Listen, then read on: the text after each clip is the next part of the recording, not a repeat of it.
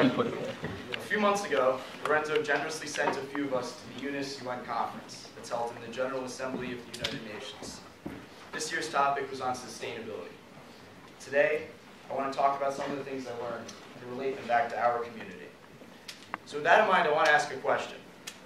Raise your hand or make some noise if you support gay rights, a woman's choice for abortion, that some form of gun control is a good idea.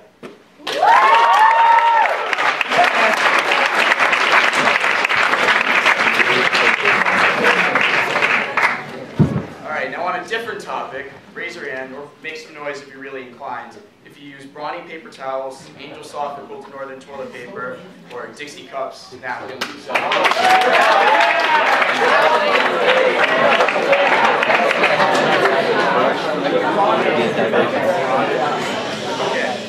So all of us believe in these rights, and more of us than I thought use these products. Without calling out, does anyone know for certain how gay rights and Dixie cups relate? No. All right. So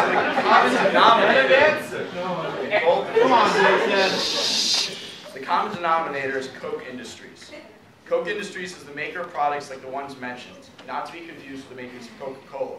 And two of the Koch brothers are against gay rights, abortion, and gun control. Recently, the billionaire Koch brothers pledged to spend $889 million on the 2016 election. Unfortunately, they happen to financially support causes like anti-abortion laws, no gun control, and my personal favorite, the climate change is a hoax. But I don't want to spend this time bashing the Koch brothers. Enough people do that anyways. I instead want to look at our role in the situation. Why as consumers are we supporting companies that directly oppose our beliefs? Their products aren't any cheaper or more accessible. I think the reason is that we simply don't know what our purchases are supporting. A lack of curiosity, and because of that, a lack of knowledge, has led us to support companies that oppose our own beliefs and foster a world that we don't want to live in. So now we know what we're doing. How do we change it?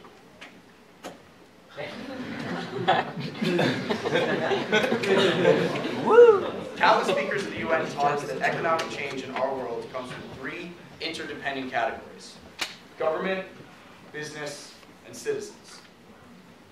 Let's use sustainability as an example for economic change. If government started taxing 50 cents for every plastic bag someone used at a supermarket, people would use less plastic bags. If big business started putting a piece of their profits towards replanting devastated forests, more CO2 would be taken out of our atmosphere. But they haven't, and they won't do it by themselves. So it's up to us, the consumers, to create the demand, to create the marketplace for business to change. That will lead government to change and ultimately help our cause. Not only can we do it, but it's already been done. Let's look at organic food. 10 years ago, Walmart announced that they would start selling a lot more organic foods. They did this not because it was the right thing to do, but because that's what the customer wanted. Every time we check out at a store, our wallet is making a vote for a product or against it. By buying more organic food, it teaches Walmart that they can sell more organic food, and a company like Walmart loves to sell. In this example, Walmart is making more of the money they love, but only because of the customers. They are instead using organic foods, foods that are healthier for both people and the planet. It's a win-win. This is the power that one person has. By making one informed purchase, not only are you voting for, in this case, more organic food, but you're also inspiring your peers to do the same. And in turn, they're voting for a change too. Business responds to this demand with more of a supply, and government helps in any way they can. And all of this starting from just a few people. Now, while organic food is great, lowering CO2 emissions is even better. There's too much carbon in our atmosphere, and if something's not done about it, pretty bad things are going to happen. And if you didn't know that, go look it up. Because climate change isn't only our greatest peril, it's our biggest opportunity. But what are we supposed to do about it?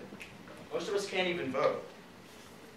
The answer is related to the Walmart model. As a community, we need to educate ourselves. We need to support companies that share the same values that we do and shun the ones that don't. We need to create the demand for business and government to improve environmental policies. We need to realize that as high school consumers with money to spend, we are the biggest target audience for business and use our power for good. Because we can shape the future of our world by both demanding better products and by being the change that we want to see. And we have more power than any other group of citizens in the world to do it. And most of us have seen that video of the one guy dancing by himself at a music festival, right? All of a sudden, one person joins, then another, another, another, until the entire hillside of thousands of people are dancing with this man. In our community, I think the leader dancing by himself is the Sustainability Club.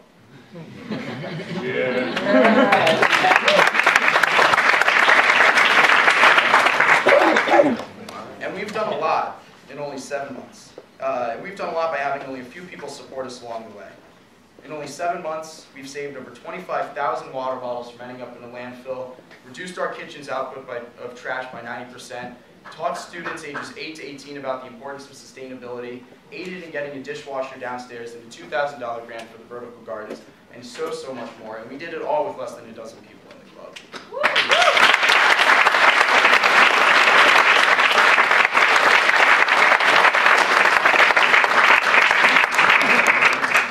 Now, all that's great. Imagine what we could do if we raised the number in the club to 15 or 25 or even higher. We could have all students, board members, administrators, and teachers support our cause. But unfortunately for me, my time at Calhoun is over.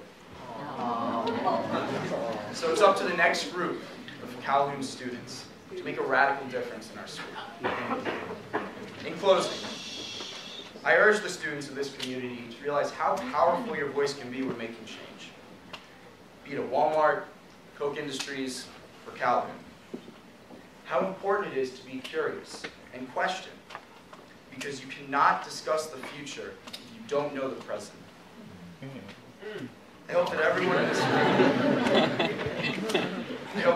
this room can support the Sustainability Club, whether it be by throwing your food in the compost or by joining the club and hopefully fixing the water pressure in our water fountains. I'll leave you all with this.